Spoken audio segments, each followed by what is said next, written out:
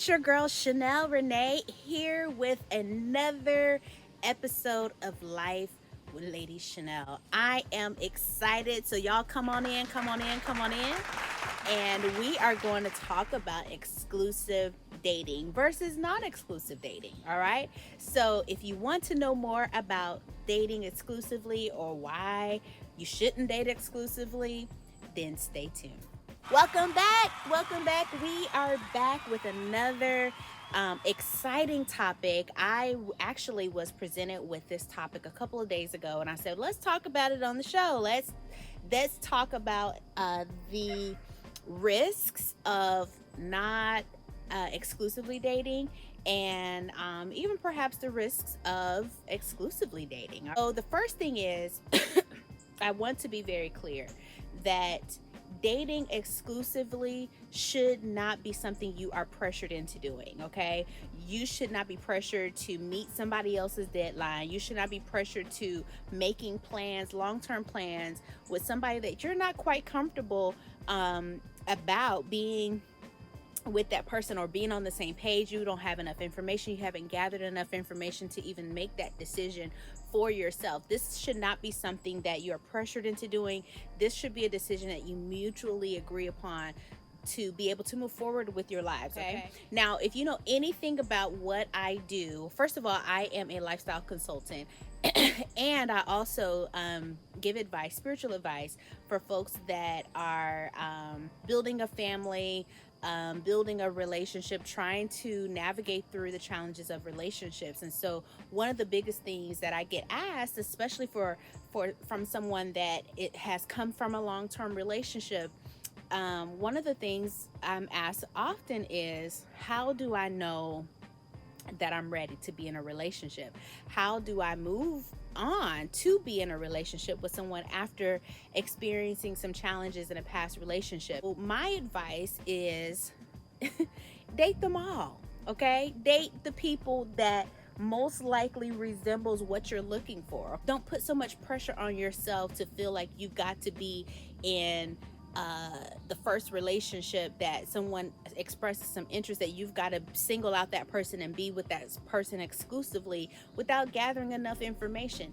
Dating is about gathering data, okay? It's about gathering information. It's about being able to make an informed decision based on the information that you have. And we all know we're at a space in a time in our lives. We all know that people do not put their worst foot forward usually, right? They kind of put their best foot forward. They show you their representative, and then as time goes on, you start to really see the real them. And so that just takes time. And so I encourage the people that I consult with to date multiple people, okay? You're not sleeping with multiple people. You're not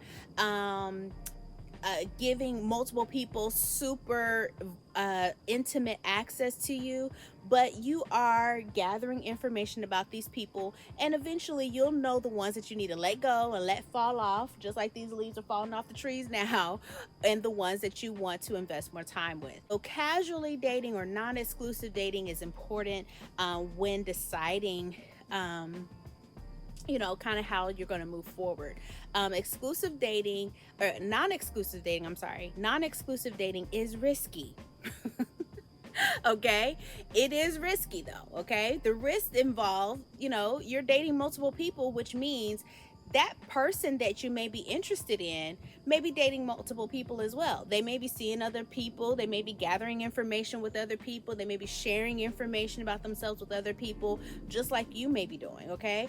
They may be sharing information in time with 5 other people, where you only sharing time with 2 people.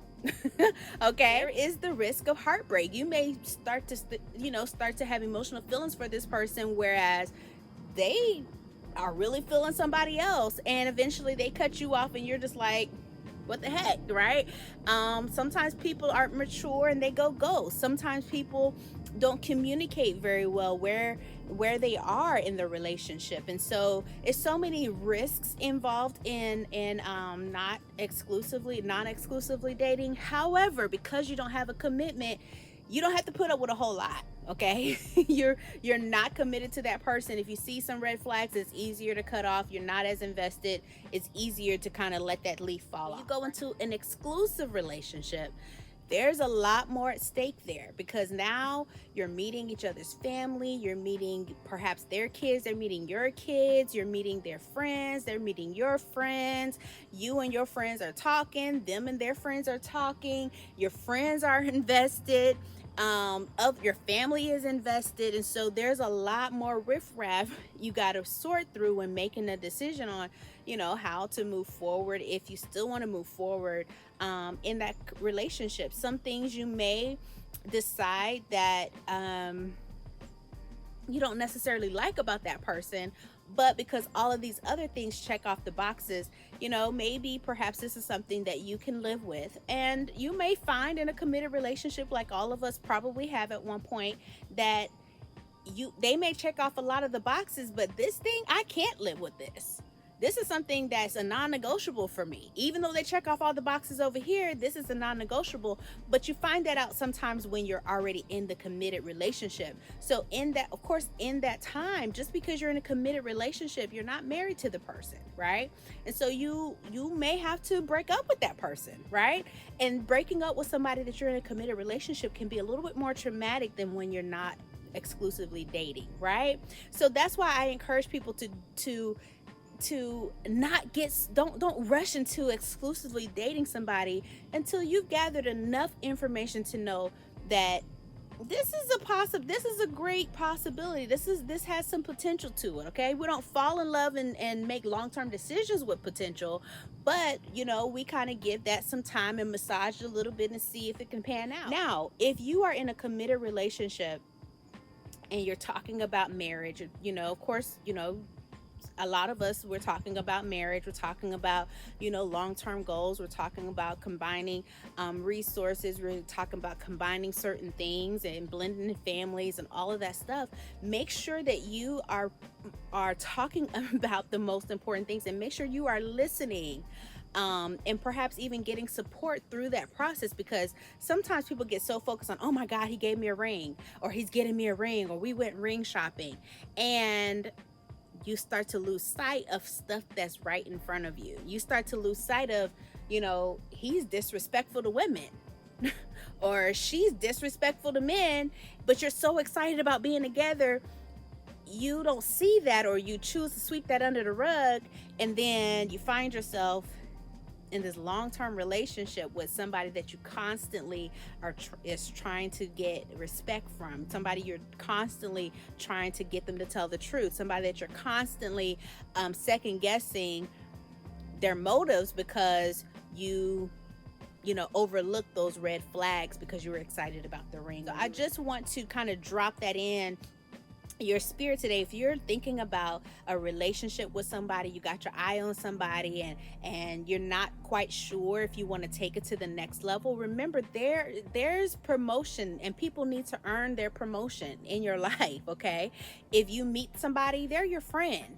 Okay, first of all, you meet them, they're a stranger. Okay, then they become a friend, then they become somebody that you may casually see every now and then, and potentially they may be somebody that you see more on a consistent basis on more of a commitment level. If you want to know more information about the dating steps, I have a course called Before You Say Yes to a Committed Relationship. It's down in the description below. You definitely want to check out that course because I explain in more detail the steps that you should be taking when you are dealing with somebody on a more romantic level. You want to make sure you take people through that process or your own personal process of that, so that you are more informed and you can make better and wiser decisions and choices. All right, because we all want to make good choices, right? At the end of the day, we want to make good choices. We don't want to continue to repeat the same old mistakes. Okay, I want you to live your best life. I want to live my best life, and I want you to live your best life as well. So that's why I drop these gems.